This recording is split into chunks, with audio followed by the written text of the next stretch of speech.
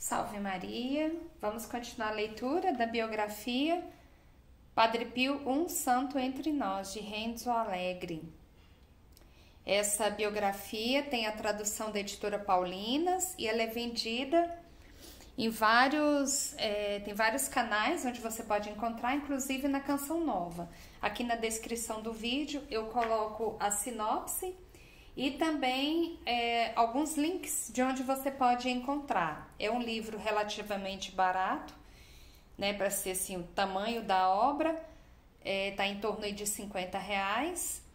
E eu aconselho a leitura na íntegra, porque eu tô pegando só os pontos principais de cada capítulo, porque ele é muito grande e não dá para ler tudo.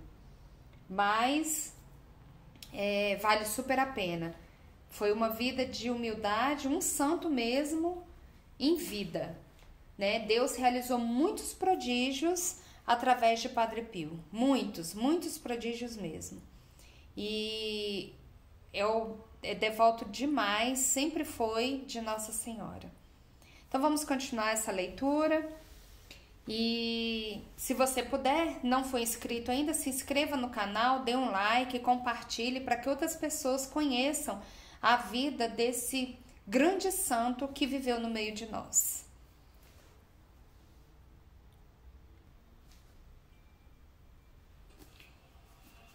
Capítulo 15.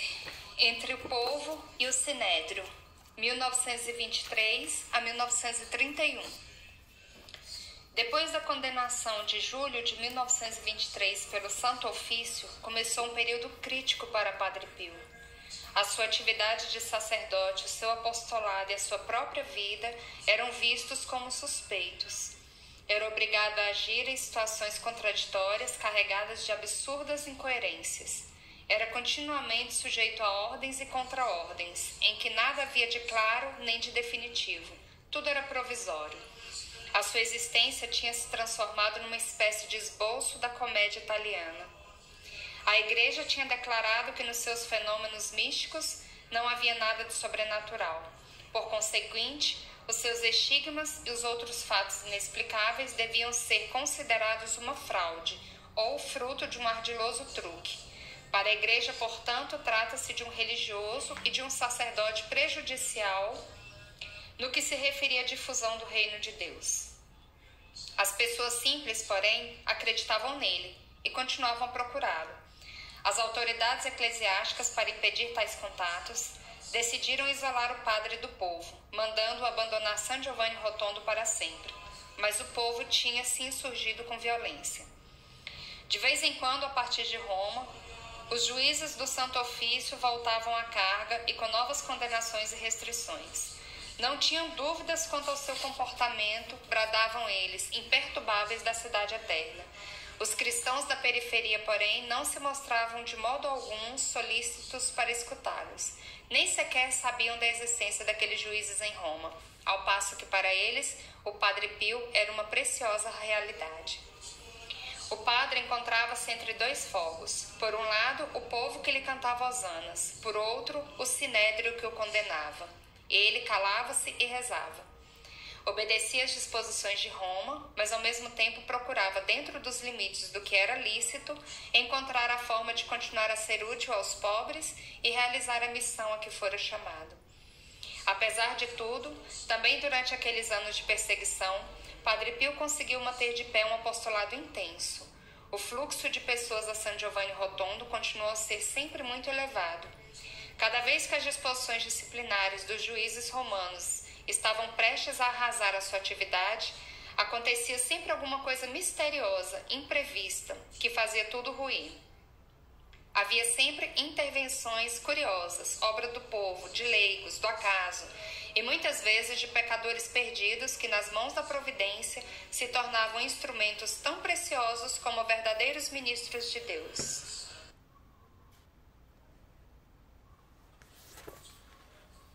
O principal objetivo que as autoridades da Igreja tinham em vista depois da condenação de Padre Pio era fazê-lo sair de San Giovanni Rotondo. Os juízes do Santo Ofício estavam convencidos de que só assim as pessoas o esqueceriam.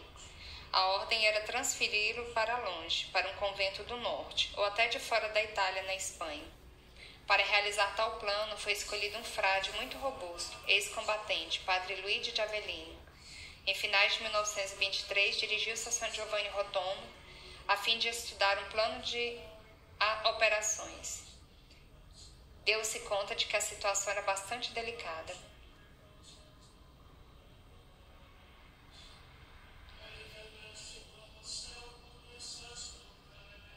Padre Luigi de Avellino quis ter um encontro com Padre Pio e falar-lhe abertamente. Padre Pio mostrou-se obediente e disposto a tudo para não contradizer os próprios superiores. Padre Luigi, surpreso e edificado, escreveu uma carta ao Padre Geral. Transmitia as ordens a Padre Pio e este respondeu: estou pronto a fazer a vontade dos superiores. Só pedirei a graça, se for possível, de permanecer em qualquer convento da província mãe. O pedido do padre foi acolhido, mas só em parte. Foi estabelecido que, em vez de ser transferido para a Espanha, o seria para Ancona. Contudo, as pessoas da região estavam sempre alertas. Mal se apercebiam de algum movimento estranho, desciam à praça. Havia momentos em que a vida na povoação paralisava. Padre Pio escreveu ao presidente da Câmara pedindo desculpa por ser o causador de tantos incômodos. A 15 de agosto, festa da Assunção, Padre Pio celebrou missa solene, verificando-se uma grande enchente. À noite chegaram ao convento 8 fascistas armados de varapaus. Padre Pio deve ficar, disseram eles ao superior com ar ameaçador. A 17 de agosto, o padre-geral escreveu ao superior do convento de San Giovanni Rotondo, dizendo que lhe desagradava tudo o que estava acontecendo, mas que não dependia dele alterar as disposições. Verificando que a tensão popular não se aplacava, as autoridades religiosas decidiram pedir ajuda civis. Informaram o general de Bono, chefe de polícia e prefeito de Foggia. Emílio de Bono enviou um funcionário pessoal, Carmelo Camilleri, para que este lhe transmitisse um quadro exato da situação. De regresso a Roma, Camilleri informou de Bono: quem quer que se aproxime de Padre Pio perde toda a vontade de persegui-lo. Disse ainda: para levá-lo dali seria necessário empregar a força pública e haveria certamente derramamento de sangue. Os seus receios não eram exagerados. A gente do lugar era belicosa. 2 anos antes tinha havido uma violenta insurreição em San Giovanni Rotondo, com 14 mortos e 80 feridos. De Bono ficou tão impressionado com o relatório de seu funcionário que decidiu tornar-se promotor da revogação do decreto, emitido pelas autoridades eclesiásticas. Escreveu uma carta a quem lhe tinha pedido para intervir, em que afirmava, entre outras coisas: estou disposto a conceder a força pública para executar o mandato, mas quero saber quem assumirá a responsabilidade de um massacre.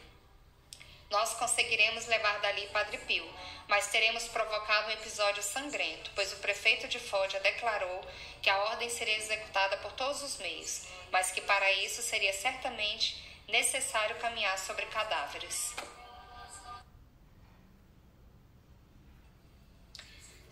Naquele período, na Itália, havia outro grande espírito que polarizava a atenção dos crentes, Dom Luigi Orione, fundador da pequena obra da Divina Providência, hoje já distinguido com a glória dos altares.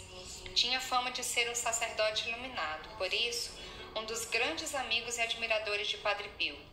De então, Monsenhor Antônio Valbonese, bispo de Menfi, quis conhecer a sua opinião acerca do Padre Pio. Monsenhor Valbonese, que ia muitas vezes a San Giovanni Rotondo, tinha sido convidado a deixar de fazê-lo, a deixar de se relacionar com Padre Pio e, em suma, a afastar-se dele, de modo que as pessoas compreendessem, também através do seu comportamento, que aquele religioso era para a igreja um equívoco. Mas o Monsenhor Valbonese, que não partilhava a opinião do Santo Ofício, antes de aceder a tal solicitação, queria ouvir o parecer de Dom Orione. Escreveu-lhe uma carta, a qual Dom Orione respondeu. Em uma carta que hoje, depois de ambos os protagonistas terem recebido na história o reconhecimento de sua verdadeira identidade espiritual, detém significados de excelsa iluminação. Dom Orione utiliza uma linguagem particular, condizente com a sua profunda humildade, mas diz claramente coisas essenciais. Esclarece desde logo que aquilo que vai escrever lhe foi dito por Jesus. Padre Pio, escreve ele, Deve pertencer por inteiro a Jesus crucificado e, por amor a Jesus e à Santa Igreja, deve ser crucificado com alegria e caridade. Indica assim que o Calvário é o caminho que o Padre está percorrendo. E especifica ainda: Nosso Senhor e a Santa Igreja, nossa doce Mãe, só podem ser amados e servidos na cruz, em humilde obediência e caridade. Obediência, portanto, à Igreja que está sempre e de qualquer modo intimamente ligada a Cristo. Não cabe a nós julgar, o crente deve obedecer. Assim, Monsenhor Valbonese deve obedecer e esquecer San Giovanni Rotondo e Padre Pio. Todavia, Dom Orione continua sua carta, dizendo outras coisas que constituem uma magnífica declaração de estima e admiração pelo padre, dando claramente a entender que não apoia de fato o juízo do Santo Ofício, nem considera que Padre Pio seja um impostor ou um histérico. Pelo contrário, considera-o um grande espírito, um santo. Vossa Excelência Reverendíssima abrace com o santo ósculo Padre Pio, e também em meu nome que sou miserável. Queira beijar-lhe por mim o hábito e o cordão, e queira dizer-lhe que em espírito lhe beijo as mãos e os pés, muito fraternalmente. Essa insistência, essas repetições de beijos não são casuais, são um modo de dizer quanto amava e estimava Padre Pio. Dom Orione foi um grande defensor do padre. Sabe-se que empreendeu enérgicas ações junto da Santa Sé para tentar revogar as restrições impostas ao padre. Não julgava, mas agia, e a sua ação encerrava uma torrente impetuosa. Contribuiu de forma notável para divulgar a verdade sobre o padre aos vários cardeais. Interveio junto ao cardeal Carlo Perosi, seu amigo, que era prefeito da consistorial de Castério, do qual dependiam as decisões a tomar sobre o caso Padre Pio. Quando o cardeal Perosi lhe respondeu que o seu de Castério não era competente, Dom Orione ameaçou com severidade: Vossa Eminência terá de se arrepender e de prestar contas ao Senhor. A profecia cumpriu-se. Quando estava às portas da morte, o cardeal mandou chamar Dom Orione e reconheceu as próprias responsabilidades em relação a Padre Pio. Através de outros documentos, deduzia-se que Dom Orione continuou sempre a interessar-se pelas experiências de Padre Pio. Enquanto estava em Buenos Aires, quase no fim dos anos 20, descobriu que tinham sido proibidos alguns livros que contavam a história do padre e que as pessoas já não podiam aproximar-se dele. Aos amigos que lhe perguntavam como era possível que a igreja fosse tão severa com Padre Pio, respondeu: é a sinagoga que continua em ação. Por essa ocasião, os amigos perguntaram-lhe se conhecia bem Padre Pio, e ele respondeu que nunca tinham se visto, mas que se conheciam. Também Padre Pio nutria grande estima e veneração por Dom Orione. Confessou um advogado de Montevidéu: Dom Orione? Esse sim é um santo. Eu nem sequer sou digno de lhe tocar a orla da batina. Certo dia, um operário que tinha quebrado um braço no trabalho dirigira-se a Dom Orione para ser curado. Eu não faço milagres, respondeu o futuro santo, mas há um padre capuchinho que obtém muitas graças com as orações que faz ao Senhor. Contudo, mora muito longe. O operário quis saber o nome do capuchinho e partiu para San Giovanni Rotondo. Encontrou-se com Padre Pio e contou-lhe o que Dom Orione lhe tinha dito. Então Padre Pio respondeu-lhe, sorrindo: bem, se foi Dom Orione que disse, e fez o sinal da cruz sobre o braço quebrado. O operário obteve a cura completa e imediata e voltou de novo à presença de Dom Orione para lhe mostrar o braço e lhe agradecer. Padre Pio soube antecipadamente a data da morte de Dom Orione. É isso que se deduz de um testemunho de Dom Humberto Terenzi, sacerdote romano que naqueles dias estava muito próximo do frade estigmatizado. Dom Terenzi contou que a 4 de março de 1940 estava com Padre Pio. Este lhe perguntou de repente: sabe que Dom Orione está mal? Não está nada, respondeu Dom Terenzi. Esteve mal em fevereiro, até lhe deram extremunção, mas curou-se. Bem sei, continuou o Padre Pio, mas digo-lhe que agora está mal. Os que estão ao seu lado continuam a dizer que ele está bem e estão convencidos, mas ele está mal. Dom Terenzi, conhecendo os dotes de clarevidência de Padre Pio, partiu imediatamente para San Remo, onde Dom Orione se encontrava. Vendo o sacerdote com boa saúde, empreendeu a viagem de regresso, dizendo para si mesmo: às vezes os santos também se podem enganar. Ao chegar a Roma, foi informado de que Dom Orione tinha morrido 2 horas após a sua partida de San Remo. Padre Pio tinha tido uma visão acertada.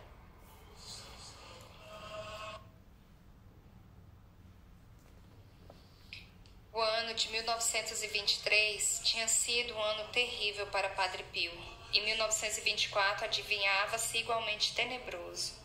Em fevereiro morreria o provincial dos frades capuchinhos de Foggia, Padre Pietro de Esquintela, tinha 44 anos.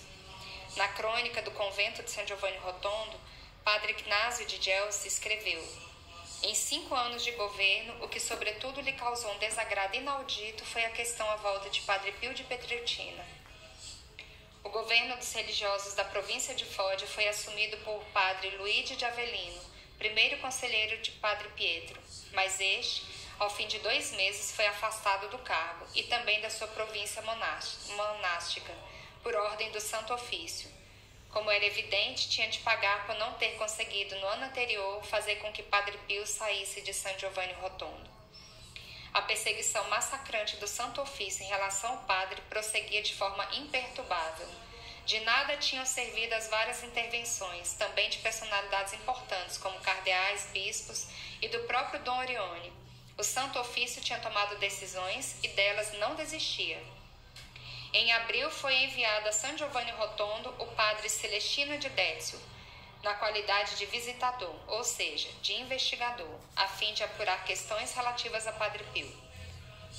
Padre Celestino, pertencente à província religiosa lombarda, já tinha estado em San Giovanni Rotondo em 1922 e tinha demonstrado que as acusações chegadas ao Santo Ofício contra Padre Pio e os outros religiosos de San Giovanni Rotondo não passavam de calúnias.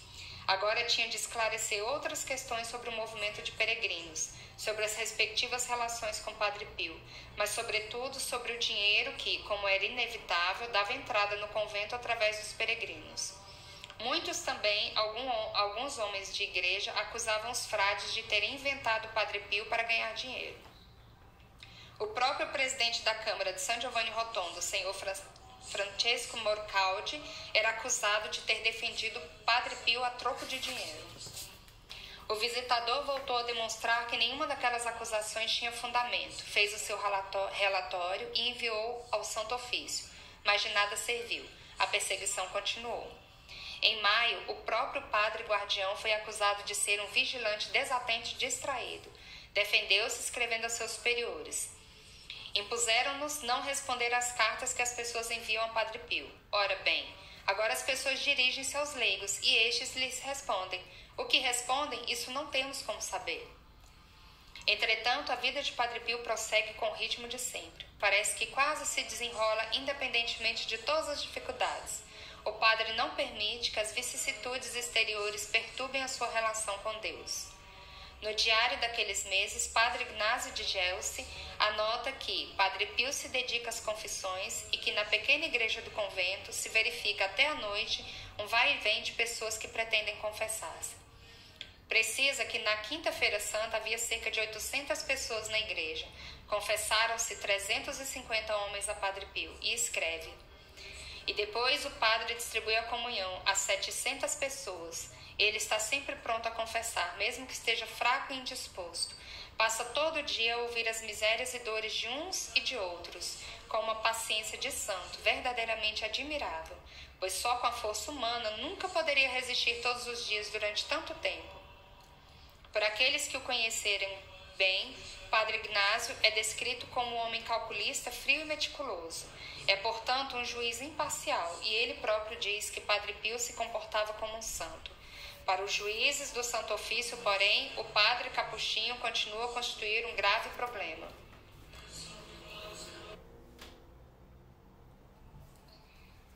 Ignoramos completamente o que se passava no coração de Padre Pio no decorrer daqueles anos. Tinham-no proibido de manter correspondência com seu próprio confessor, e já não dispomos da abundância de cartas reveladoras da sua vida espiritual e mística, como acontecera na década anterior. Os seus dias dividiam-se entre a oração e o ministério do confessionário, como sempre. A sua saúde continuava a ser delicada. No início de 1925, o padre foi atormentado por fortíssimas dores na virilha. Eram dores tão lancinantes que, como ele próprio confessou certos dias, o faziam ficar sem fôlego. Encontrando o Dr. Festo, médico que tinha estudado seus estigmas e do qual se tornara amigo, disse-lhe: sinto há vários anos pontadas no ventre. Por vezes, quando subo os degraus do altar, são lancinantes. Por caridade, exanime-me e me dê algum remédio que me permita continuar a cumprir o meu dever. Se Padre Pio se atreveu a dirigir-se ao médico pedindo-lhe ajuda, quer dizer que as dores estavam verdadeiramente no limite daquilo que o ser humano consegue suportar. O médico examinou-o e notou na região da virilha direita uma hérnia volumosa. Percebeu que era irredutível devido à presença de extensas aderências e requeria operação. Comunicou ao Padre Pio, que replicou: fale ao Padre Guardião, e se ele não se opuser, você próprio me operará. Dr. Festa sentiu o peso de uma grande responsabilidade e pediu ao padre para rezar ao Senhor, perguntando-lhe se devia ser ele próprio executar tal intervenção. O padre respondeu: não, por isso não rezo, seria ofender a Deus. Porventura Jesus não nos ensinou que é necessário amarmos-nos e servirmos-nos reciprocamente? Se isso acontecer, ele abençoará as nossas ações. O Senhor certamente guiará e abençoará a sua mão, pois está prestes a fazer uma boa ação. A operação foi marcada para segunda-feira, 5 de outubro de 1925. Dr. Festa mandou buscar os instrumentos cirúrgicos em seu gabinete de Roma. Foi escolhido um amplo cômodo do convento, onde foi preparada uma marquesa e uma mesa para os instrumentos. Ângelo Merla, médico dos frades do convento de San Giovanni Rotondo, prontificou-se a servir de assistente. Como enfermeiro tinha um padre Fortunato. Às 9 horas do dia estabelecido, começaram a esterilizar os instrumentos. No seu livro Mistérios da Ciência e Luzes da Fé, Dr. Festa escreveu: esperei que Padre Pio regressasse das funções sagradas que também naquela manhã de 5 de outubro estavam celebrando na pequena igreja do convento. Entre confissões, celebrações da missa cantada, bênçãos e orações, só por volta das 12 pôde regressar ao convento. Vimo-lo avançar lentamente com o rosto pálido pelo cansaço sentido e pela dor física que lhe infligiam as suas chagas e a hérnia inguinal. Quando chegou diante de mim, disse: caro doutor, eis-me em suas mãos, mas não quero que use clorofórmio. De nada valeu a minha enérgica oposição, de nada valeram as reflexões de caráter técnico. Manteve-se firme na sua vontade, garantindo-me apenas que, durante a operação, não se moveria da posição em que o colocássemos. Em seguida acrescentou: depois de eu ter adormecido, conseguiria abster-se de observar as chagas que já em tempos examinou? Não, padre, respondi com lealdade. Pelo contrário, seria precisamente esse o primeiro desejo legítimo que, ao fim de tanto tempo, eu gostaria de satisfazer. Veja, portanto, replicou o padre, como tenho razão em recusar o clorofórmio. A mim, pessoalmente, nenhuma proibição me foi feita até agora de deixar que você ou outros voltem a examinar-me. Contudo, eu sei que essa ordem foi dada aos meus superiores, e é meu dever proceder de modo que ela seja respeitada. Eis a razão pela qual pretendo manter-me senhor dos meus atos e da minha vontade, mesmo durante a operação. Como era previsível, apesar da força de vontade demonstrada no decorrer da operação, que não foi breve, 1 hora e 45 minutos, a dado momento, Padre Pio entrou em estado de intenso colapso, durante o qual perdeu várias vezes os sentidos.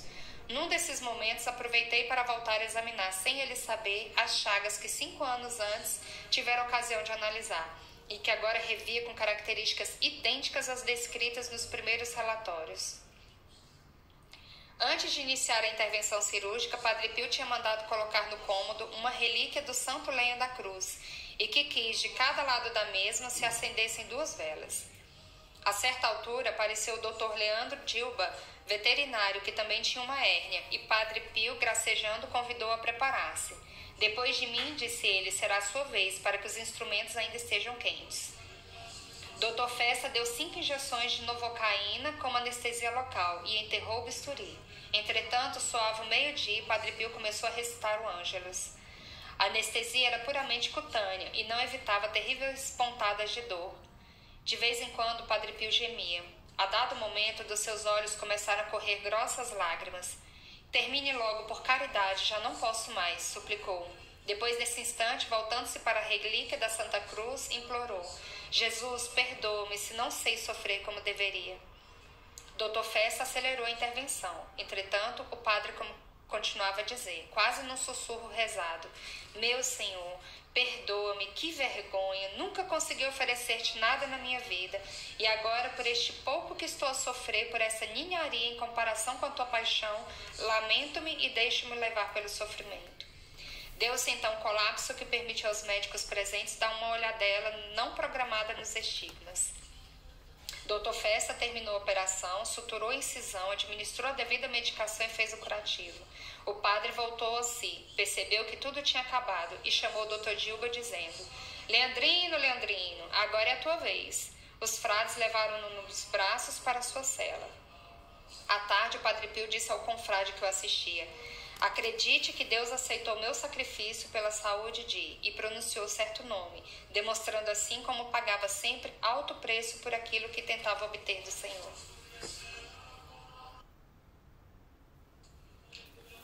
Na segunda metade dos anos 20, a perseguição movida a Padre Pio aumentou, pois também tinham aumentado as calúnias. Estas provinham, na sua quase totalidade, do clero local e do bispo de Manfredônio.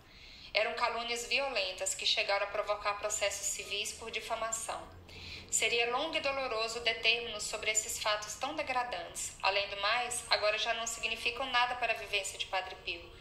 No entanto, continuam a ser documentos de sofrimentos horríveis que lhe foram injustamente infligidos. Para dar ideia do ambiente em que vivia Padre Pio durante aqueles anos, enumeramos de forma sumária as principais acusações formuladas contra ele nas cartas e nos relatórios enviados ao Santo Ofício por vários monsenhores, seus detratores. Padre Pio era acusado de viver rodeado por mulheres jovens apaixonadas por ele e de ter obtido autorização para reservar uma cama na hospedaria, onde, declarando-se doente, passava muitas vezes as noites assistido por elas. Em certa ocasião, tendo desmaiado, as mulheres tê-lo-iam despido para poderem ver os seus estigmas, e, extasiadas e inebriadas, ter-se-iam entregado a lânguidos e intermináveis beijos.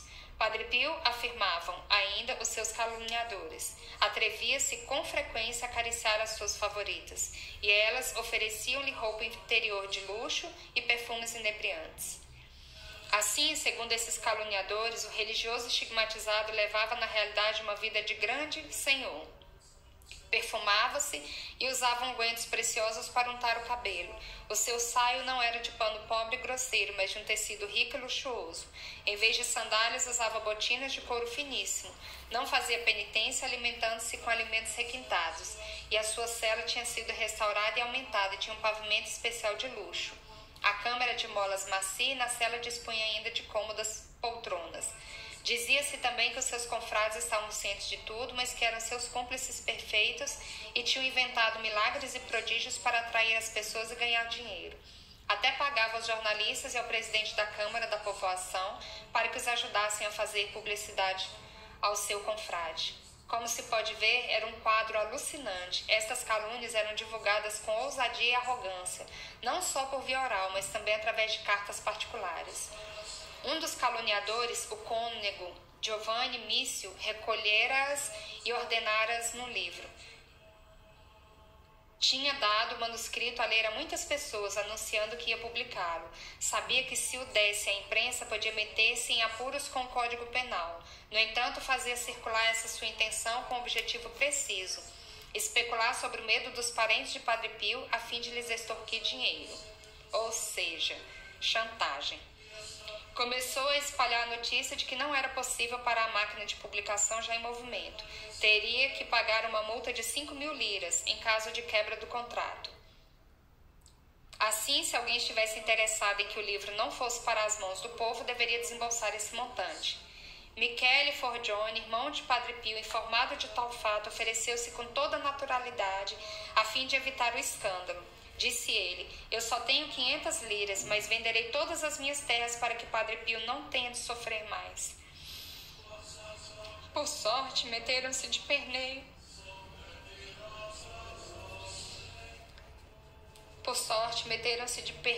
Alguns amigos astutos de Padre Pio. Orientaram Michele nas negociações com aquele homem ignóbil, e o cônego Mício foi preso depois de ter embolsado o dinheiro da chantagem, do qual tinha acabado de passar uma fatura. Foi um longo processo que terminou com a condenação do cônego.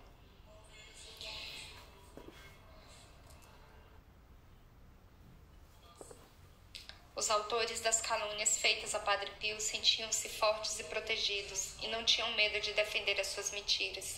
Estavam ligados por laços de amizade a alguns monsenhores do Santo Ofício e por isso eram largamente acreditados em Roma. Os religiosos de São Giovanni Rotondo, confrades de Padre Pio, também eles abrangidos por aquelas calúnias, tentaram defender-se. Contudo, eram bons e ingênuos e não conseguiam fazer valer as suas próprias razões, em parte porque os seus superiores estavam mais preocupados em não incomodar o Santo Ofício do que em defender a verdade e a honra de seus súditos. Foram alguns leigos os primeiros a entrar em ação. Eram amigos de Padre Pio e, a certa altura, revoltaram-se. Declararam guerra aberta aos caluniadores contra o parecer do próprio padre, que os exortava a tudo suportar com paciência. Houve, portanto, 2 paladinos da defesa de Padre Pio: Francesco Morcaldi, presidente da Câmara de São Giovanni Rotondo, e Emanuele Brunato. Os biógrafos oficiais de Padre Pio mal abordam os seus nomes, injustamente, aliás, porque Morcaldi e Brunato são de fato 2 personagens que fazem parte integrante da história de Padre Pio. Eram jovens, inteligentes e desinibidos. Morcaldi era um herói da Primeira Guerra Mundial. Tinha entrado na política promovendo programas movido que estava por ideais altamente humanitários. Brunato era um artista, ator, escritor, poeta, homem do mundo. Tinha passado a sua juventude entre o jogo e as belas mulheres, mas depois se sentira fulminado pelo encontro com Padre Pio, encontrando naquele religioso um verdadeiro guia e ponto de referência. Que estas 2 pessoas tinham um coração sincero e livre demonstravam a intuição de Padre Pio. Chegaram até nós várias cartas muito afetuosas que o padre lhes enviou, demonstrando sempre uma familiaridade e uma confiança extremas. É verdade que Morcaldi e Brunato não eram místicos nem humildes irmãozinhos. Lutaram por Padre Pio como guerreiros. Foram abrangidos pelas acusações dirigidas ao padre e defenderam-se mostrando as garras. Eram bombardeados com a lei do silêncio atrás de cartas anônimas e responderam com a investigação mais ousada e com a chantagem. Brunato destacou-se. Decidiu desmascarar os caluniadores de Padre Pio e demonstrar aos membros do Santo Ofício quem eram, na verdade, aqueles impostores e por que razão recorriam a calúnias. Fez isso se servindo de todos os meios possíveis, lícitos como ilícitos.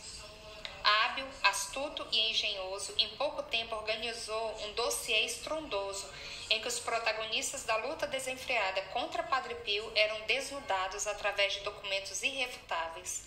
Foi a Roma. Mostrou as suas cartas a vários cardeais, mas não conseguiu que lhe dessem crédito. Publicou então parte desses documentos em um livro que teve muita procura. Contudo, parecia que nem sequer tal intervenção tinha obtido o efeito desejado. Com efeito, o Santo Ofício respondeu à provocação com uma condenação. Visto que o livro assinado por Brunato com o pseudônimo de Giuseppe de Rossi tratava de assuntos ligados à igreja e a pessoas do clero, passava a fazer parte de uma matéria disciplinada pelo direito canônico. Ninguém podia publicar livros do gênero sem o imprimatur, ou seja, sem autorização da autoridade eclesiástica. Todavia, como é natural, o livro de Brunato não tinha nenhum imprimatur. Nunca nenhum bispo lhe daria, e o Santo Ofício, a 23 de abril, declarou que o livro fora proibido. Além disso, recordou todas as disposições precedentes contra Padre Pio, quase como quem diz: dessa vez foram vocês que provocaram as condenações de Padre Pio. 3 meses mais tarde, saiu um novo livro sobre Padre Pio, assinado por Giuseppe Cavacciotti. E o Santo Ofício interveio de novo, declarando através do decreto de 11 de julho que também estava proibido e voltando a recordar as disposições em relação ao padre. O Santo Ofício respondia imediatamente com determinação a toda a tentativa de defesa de Padre Pio por parte dos leigos. Fazia-o com tal solicitude que dava para suspeitar de verdadeiro ódio. Contudo, não podia ignorar que, entretanto, aqueles livros iam dando a conhecer a verdade à opinião pública. Os membros do Santo Ofício foram, de fato, as pessoas que leram com maior atenção o livro de Brunato. Estudaram-no a fundo, analisaram cada detalhe e perceberam que tudo quanto nele se contava tinha um fundo de verdade. Decidiram, por isso, esclarecer a situação. No princípio de 1927, incumbiram Monsenhor Felice Bevilacqua, chefe do segundo ofício do Vicariato de Roma, de ir a São Giovanni Rotondo para uma visita apostólica, ou seja, para conduzir uma investigação judiciária. porém não no convento de Padre Pio, mas junto do clero. O Monsenhor devia analisar se os documentos e os escândalos denunciados por Brunato eram reais. Demonstrando coragem e honestidade, Monsenhor Bevilacqua quis ter um encontro com Brunato, para se certificar da seriedade da sua denúncia. Diante da documentação que Brunato lhe mostrou, percebeu o inferno que graçava a volta de Padre Pio. Quis, por isso, que Brunato estivesse a seu lado naquela missão, de modo oficial, a título de coadjuntor laico. Quando o visitador se apresentou em San Giovanni Rotondo, acompanhado por Emanuele Brunato, foi uma verdadeira revolução. O clero mostrou-se venenoso e indignado. Monsenhor Bevilacqua, porém, não se assustou. Trabalhou com tenacidade, guiado pela poderosa intuição do investigador Brunato, e revelando uma situação inimaginável. Vieram à superfície as calúnias, as invenções e as vigarices promovidas para a desgraça de Padre Pio, mas também os escândalos, as burlas e as fraudes do clero, incluindo o bispo de Manfredônia, Monsenhor Gagliardi, inspirador da campanha contra Padre Pio. Todavia, enquanto Monsenhor Bevilacqua investigava em San Giovanni Rotondo, Monsenhor Gagliardi ia urdindo a sua trama junto ao Santo Ofício. Os seus amigos romanos tinham plena confiança nele e, mais uma vez, conseguiu convencê-los que estava sendo cometida uma grave injustiça em prejuízo da sua pessoa. Passado cerca de 1 ano de trabalho, Monsenhor Bevilacqua apresentou ao Santo Ofício as suas conclusões, que, no entanto, foram recusadas por serem demasiado infamantes para a Igreja da Manfredônia. Abafar a situação, porém, podia ser perigoso. Por isso, na primavera de 1928, o Santo Ofício ordenou nova investigação, confiando-a dessa vez a Monsenhor Giuseppe Bruno, subsecretário da Congregação do Concílio. Era necessário começar tudo desde o princípio, mas aquele vespeiro já fora descoberto, e nunca mais ninguém conseguiria ocultá-lo. Monsenhor Bruno percebeu essa realidade. Embora tenha tentado salvar o que ainda podia ser salvo, pelo menos a nível oficial frente ao mundo, viu-se constrangido a ceder e a impor graves condenações. O arcebispo da Manfredônia foi destituído do seu cargo, e alguns acusadores de Padre Pio foram punidos, embora com penas leves. Parecia, portanto, que finalmente tinha sido feita justiça. Na realidade, porém, como veremos, isso não era verdade. Encontramo-nos em face de uma situação delicada, sobretudo para quem crê. Um homem justo, que dedica a própria existência a Deus e a revelar os caminhos que a Ele conduzem, é injustamente acusado. É acusado precisamente por aqueles que deveriam antes defendê-lo e interpretar a sua mensagem. Disse o cardeal Giuseppe Siri ao comemorar Padre Pio a 13 de setembro de 1972, 4 anos após a sua morte. Os primeiros que deveriam ter reconhecido Jesus Cristo foram aqueles que o enviaram à cruz. Aconteceu o mesmo com Padre Pio. A igreja que hoje reconhece a santidade desse grande homem, naquela época, quando os sinais de santidade se manifestavam nele de forma clamorosa, através dos estigmas, dos milagres e das conversões, condenou, e o fez repetidas vezes perseguindo. O justo, o inocente, era sacrificado, enquanto os patifes e os impostores obtinham crédito e estima. É essa realidade histórica, nua e crua, que nos é proposta pelos fatos referidos. Como interpretá-la? É difícil fazê-lo. Alguns pontos, porém, são postos em evidência e sugeridos precisamente pelo comportamento de Padre Pio. Os erros não foram cometidos pela Igreja, mas por alguns homens empenhados no seu serviço. A Igreja é o corpo de Cristo vivente, é o reino de Cristo, já presente em mistério neste mundo, é templo do Espírito Santo. A Igreja guiada por Deus é infalível. Todavia, os homens que trabalham na Igreja podem enganar-se, porque são livres e, portanto, falíveis. Perante as condenações que lhe eram feitas pelos homens da Igreja, Padre Pio inclinava a cabeça e obedecia, embora soubesse que se tratava de condenações injustas e injustificadas. Ele conservava intacto e puro seu amor pela Igreja e, demonstrando um grande equilíbrio espiritual e uma fé granítica, sabia distinguir entre Igreja e representantes da Igreja. Nutria por estes últimos, nessa circunstância específica em que mal representavam a Igreja, não ódio, nem rancor, nem tampouco desprezo, mas compaixão e piedade cristã. Foi uma grande lição que Padre Pio deu durante toda a sua vida. Além disso, é uma lição de extrema atualidade que mostra aos crentes o único caminho para viver plenamente a própria fé durante o caminhar terreno. Sem a igreja não há salvação, e é importante saber distinguir entre a igreja e quem a representa, por vezes indignamente. E aqui encerramos o capítulo 15 desse livro. Peço desculpas porque às vezes dá uma embargada na voz, mas é inevitável, não tem como. Então, encerramos aqui. No próximo capítulo veremos no próximo vídeo, o capítulo 16. Salve Maria!